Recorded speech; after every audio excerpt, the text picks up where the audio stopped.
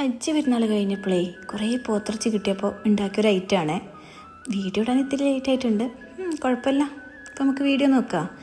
ആദ്യം ഞാനേ ഉപ്പും മുളക് പൊടി ഇട്ടിട്ട് വേവിച്ചിട്ടുള്ള ബീഫ് ചെറുതായിട്ട് കട്ട് ചെയ്തെടുത്തിട്ടുണ്ട് കേട്ടോ നീളത്തിൽ.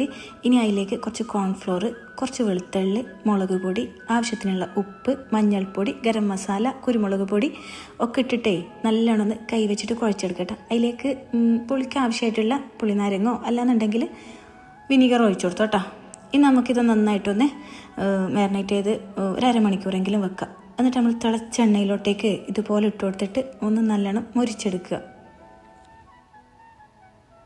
ഇത് നല്ലോണം വെന്ത ബീഫ് തന്നെയാണ്, അപ്പോൾ ഇത് ഏകദേശം ഒന്ന് ഫ്രൈ ആക്കി എടുത്താൽ മതി. ഇനി ഇത് ഇറക്കാൻ നേരം നമുക്കിതിലേക്ക് ആഡംബരത്തിന് വേണ്ടിയിട്ട് കുറച്ച് കറിവേപ്പിലയും കൂടി ചേർത്ത് കൊടുക്കാം.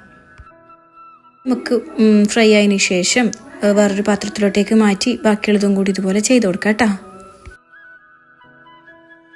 ചോറിൻ്റെ കൂടെയും ചപ്പാത്തിൻ്റെ കൂടെയൊക്കെ അടിപൊളിയാണ് കേട്ടോ. വെറുതെ കഴിക്കാനാണെങ്കിലും സെറ്റാണ്. അപ്പോൾ എങ്ങനെ നിങ്ങൾ ഉണ്ടാക്കി നോക്കൂലേ? ഉണ്ടാക്കി നോക്കിയിട്ട് ഫീഡ്ബാക്കൊക്കെ അറിയിക്കുക. ഇതുപോലുള്ള ഈസി റെസിപ്പിക്ക് വേണ്ടിയിട്ട് മിസ്സിസ് കണ്ണൂർ ഫോളോ ആക്കുക.